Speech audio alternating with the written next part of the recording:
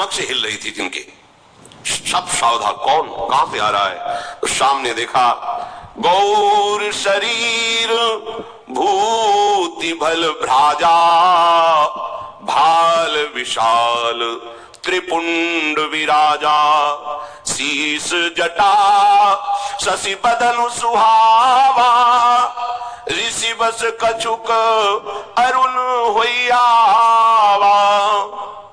गौरांग वदन है और उस पर भस्म लगी हुई, विशाल भाल पर त्रिपुंड है और विकराल स्वरूप, टेढ़ी भौहें, लाल नेत्र।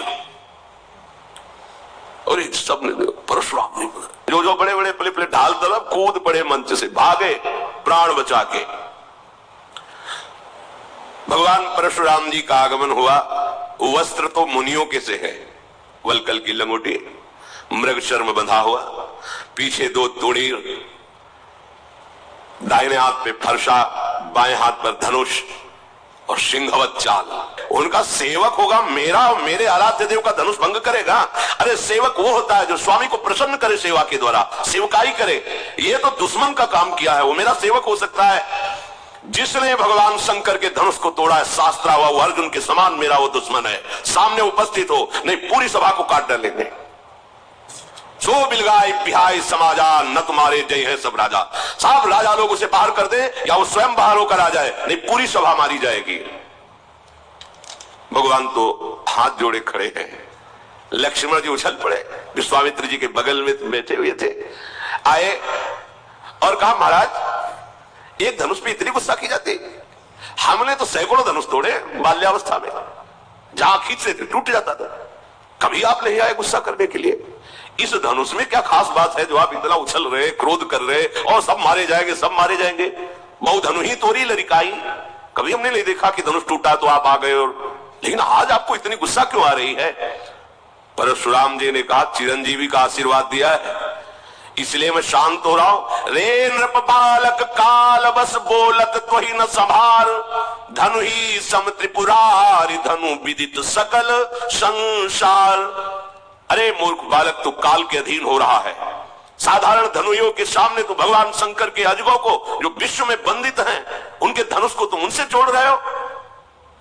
लक्ष्मण जी ने कहा हे देव, मेरे तो ऐसा लगता है कि धनुष धनुष है, कोई भी धनुष हो, अब इस पुराने धनुष में रखा ही क्या था? उठाया जरा में टूट गया, इससे किसी का लाभ और हानि तो हुआ नहीं। मेरे प्रभु ने तो इसे समझा कि बहुत वजनदार है, बहुत कठोर है, तो उठाते ही टूट गया, इसमें कोई दोष नहीं है। और आप बिना किसी दोष के ऐसे उछल उछल करके क्रोध कर रहे हैं, हमको तो अच्छा नहीं लगता आपका ये स्वरूप। परशुराम जी ने इसे फरसा लिया, बोले चितई परसु की ओरा, रेसठ सुन्यो स्वभाव न मोरा। बालक बोली बधो नहीं तो ही, केवल मुनि जड़ जा नहीं मोही। बाल ब्रह्मचारी अति कोही, विश्व विदित छत्री कुल द्रोही। भुजबल भूमि भूप बिनुकीनी, विपुल बार मही देवन दीनी। सहस बाहु भुज छेद निहारा, परसु बिलोक महीप कुमारा। परशा से दिखाए दुष्टता की बात करता है, मेरे स्वभाव को नहीं जानता। अभी तक तू जीवित है केवल बालक समझकर चिरंजीवी आशीर्वाद दिया, इसलिए पूछ ले विश्वामित्र से, मेरी महिमा पूछ ले अपने गुरु से। मुझे निरा मुनि मत समझ, मैं बाल ब्रह्मचारी अत्यंत क्रोध करने वाला हूं और दुष्ट राजाओं का विनाश करने वाला है, मेरा फरसा है। अपनी भुजाओं के बल से 21 बार पृथ्वी के दुष्ट राजाओं को काट काट करके उनके राज्य का दान ब्रह्म ऋषियों को किया है। शास्त्राभाव की भुजाओं का छेदन करने वाले मेरे फरसे को देख। ऐ राजा के बालक, तो अपने माता पिता को शोक से युक्त करना चाहता है क्या? जब मैं दहाड़ता हूं और फरसा लेकर दौड़ता हूं तो स्त्रियों के गर्भ गिर जाते हैं, प्रहार करने की बात नहीं रहती। लक्ष्मण जी हंस पड़े, वाह वीर वाह मुनि, स्त्रियों के गर्भ गिर जाते, वाह कैसे महात्मा आपने, धन्य है। पूरी सभा हाय है कर रही कि छोटे राजकुमार क्या कर रहे हैं, मानो घी में आहुति डाल रहे हो, वैसे ही हाथ जोड़ के इन्हें शांत करना चाहिए। लक्ष्मण जी ने हंस करके कहा कि अब समझ में आया कि आप कितने जोर के योद्धा हो, पर हम आपको बता दें कि फूंक से पहाड़ नहीं उड़ाया जा सकता। भूल में मत रहना, बालक समझकर कहीं भूल में मत रहना, फूंक से पहाड़ नहीं उड़ाया जा सकता।